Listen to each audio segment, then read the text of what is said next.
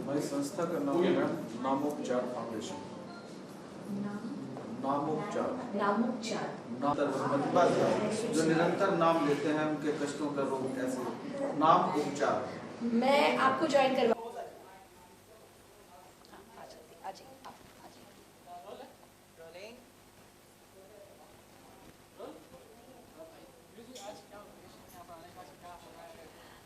सबसे पहले तो मैं आपसे यही कहूँगी कि गौ गणेश गौ लक्ष्मी, अब की बार लक्ष्मी आपके द्वार। ये देखिए, ये गौमूत्र से और गोबर से बनी हुई ये मूर्ति है जो बहुत ही शुद्ध है, पवित्र है। और कहते हैं ना कि घर में जब शुद्धिकरण करनी हो तो शुद्ध चीज़ों का उपयोग किया जाता है।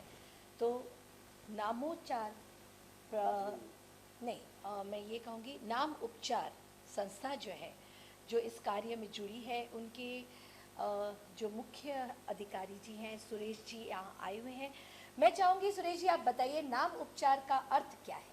देखिए, नाम उपचार एक हमारी जो फाउंडेशन है, इस पे हमारे महाराज श्री जी हैं चंद्रसागर जी महाराज, जो हमने आज तक देखा है। और सब घर में हनुमान चालीसा भी पढ़ते हैं, रामायण पढ़ते पढ़ते भी बहुत समय बीत गया, वर्षों बीत गए हैं, लेकिन अभी तक कोई सुधार हमारे अंदर नहीं आया, बल्कि और ही बिगड़ते चले जा रहे हैं। इसका कारण यही है कि हम भक्ति योग को भी ठीक प्रकार से कर नहीं रहे हैं। भक्ति कर रहे हैं लेकिन दिखावे से कर रहे हैं। लेकिन महाराज श्री जी ने जो बताया कि आज जो देश के अंदर बीमारियां होनी है, लोग बीमारी से पीड़ित हैं, तो आज हमारे हर भागवत के हर श्लोक में एक एक श्लोक जो है वो सब जो है एक एक श्लोक हमारे सब बीमारियों को दूर करता है। निरंतर आप देखिए हनुमान चालीसा पढ़ते हैं, उसमें भी लिखा है ये अपना नासे रोग हरै सब पीरा, जपत निरंतर हनुमत बलबीरा। तो इसमें लिखा कि निरंतर जपने से, एक बार जपने से नहीं, निरंतर जपने से, निरंतर जपे कष्ट नागे नासे रोग हरै सब पीरा, जपत निरंतर हनुमत बलबीरा। तो इस प्रकार से, और वैसे भी रामायण में भी लिखा है कलयुग केवल नाम आधारा, और सुमर सुमर नर उतर ही पारा। तो 2 बार उन्होंने सुमर सिमर का नाम लिया, एक बार नहीं, जो निरंतर इसका जाप करता है। तो महाराज श्री हमारी नामोपचार फाउंडेशन जो है इसी विषय पर अभी आने वाली है थोड़े दिन में, और हम पूरे देशवासियों को, पूरे संसार को रोग से भी मुक्त कराएंगे। एक एक श्लोक देंगे, किसी को ब्लड प्रेशर है, कैंसर है, इस प्रकार की सारी बीमारियां उनको हम बताएंगे महाराज श्री जी के द्वारा कि कौन कौन से श्लोक से कौन सी बीमारियां दूर होती हैं। और ये आप देखेंगे बहुत ही चमत्कारी विषय होगा। और अभी फिलहाल जो है नीलू जी हमारे बीच में है, अरविंद जी हमारे बीच में है, और हम जो है एक गणेश लक्ष्मी जी की जो मूर्ति लेकर आए हैं, ये हमारे गोबर से, गाय के गोबर से निर्मित है। इसमें गौमूत्र है। आज भी हमारे भारत के सभी गांव में, देश में, शहरों में हमारे जब भी कोई शुभ कार्य किया जाता है तो गाय के गोबर से लेप किया जाता है, उससे शुद्धिकरण किया जाता है। और दूसरी बात मैं एक चीज और कहना चाहूँगा, क्योंकि इस वक्त चाइना जो भारत का एक दुश्मन बना हुआ है, मैं भारतवासियों से ये आग्रह करना चाहूँगा कि भगा दीजिए उसे, छोड़ दीजिए उसके यहाँ से लाई हुई चीज़ों को। आज हमने देखा है, पीछे अभी मैं 2-3 दिन पहले देख रहा था, राखियों का भी बहिष्कार किया है। आज रक्षाबंधन का दिन है और चाइना की राखी बाजार में नहीं बिक रही है। हमने बहुत ही निर्णय लिया, उसके बाद हमने देखा कि देश के अंदर दीपावली पर, हमारे होली पर चाइना हमारे सभी त्योहारों को कैप्चर करता है। तो भारतवासियों सब जाग जाओ, अब वो समय आ गया है, उस दुश्मन को सबक हमारी सरकार भी सिखाएगी। और जिस तरह से हम लोग उनके सामान को खरीदते हैं, खरीदना बिल्कुल बंद कर दीजिए। इसका दूसरा महत्व एक और भी है कि ये हमारे गाय के गोबर से निर्मित है, हमारा शुद्धिकरण। आज हमारे देश में गाय बचाओ आंदोलन जो चल रहा है, हम सिर्फ 10 साल से चिल्ला रहे हैं गाय बचाओ, लेकिन गाय बच नहीं पाई, कसाई खाने बंद नहीं हो पाए। तो मैं इस विषय पे कहना चाहूंगा कि गाय जब तक दूध देती है तब तक आप उसको रखते हो, लेकिन आपको मालूम नहीं है, महाराज श्री जी के द्वारा अभी हम लोग बताएंगे कि क्या क्या गाय के गोबर में कितनी महिमा है और गाय के गोबर का क्या घर के अंदर महत्व है। तो मैं यही चाहूंगा कि अब की बार जो है दीपावली पर पूरे भारतवासी और विदेश में रहने वाले सभी NRI लोग दीपावली मनाएं और गोबर से और गाय के गोबर से और गाय के गोमूत्र से बनी ये लक्ष्मी और गणेश जी की जो मूर्ति अपने घर में विराजमान करें। अब की बार लक्ष्मी हमारे द्वार। मैं महाराज जी से कहूंगा कि 2 शब्द वो भी बोलें। हाँ जी बिल्कुल। ओम नमो ब्रह्मण्य देवाय गो ब्राह्मण हिताय च जगद्धिताय कृष्णाय गोविंदाय नमो नमो।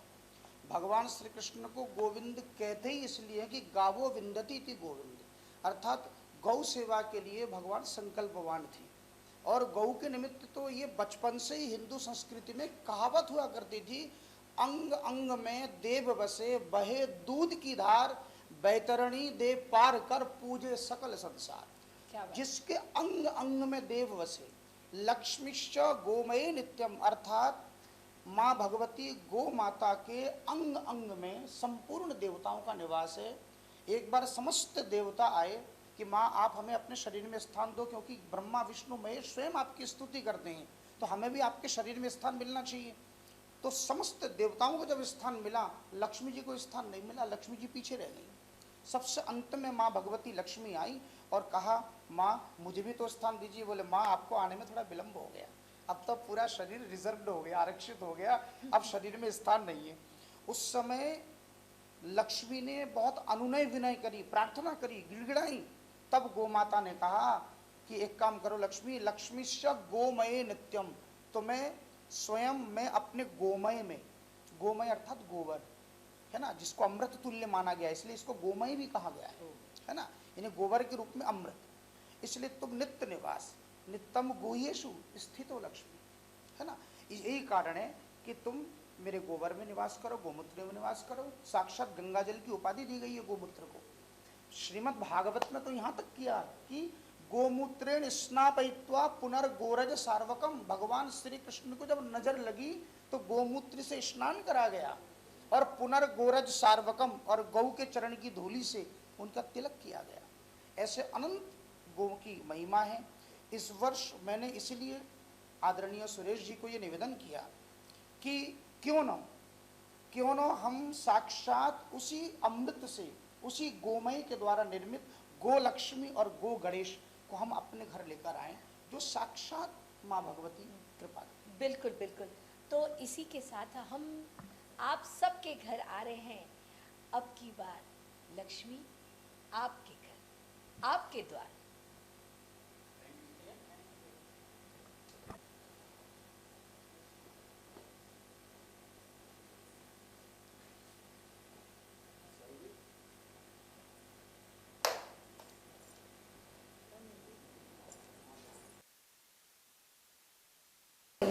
मैंने जैसे आप ये बोले ना कि लोगों के पास समय नहीं है, पूजा हर कोई करता है, बट एक फॉर्मेलिटी के लिए पूजा करता है।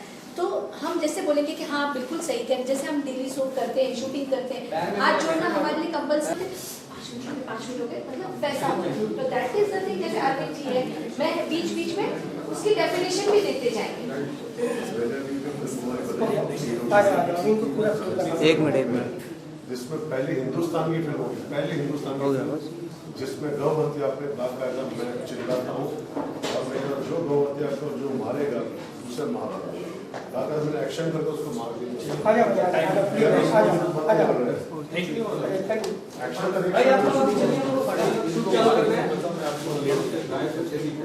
गाय बचेगी उसके गोबर का प्रयोग होने लगेगा। आज गांव के अंदर गैस आ रही है, गोबर का यूज नहीं है। पहले गोबर गैस प्लांट लगाने का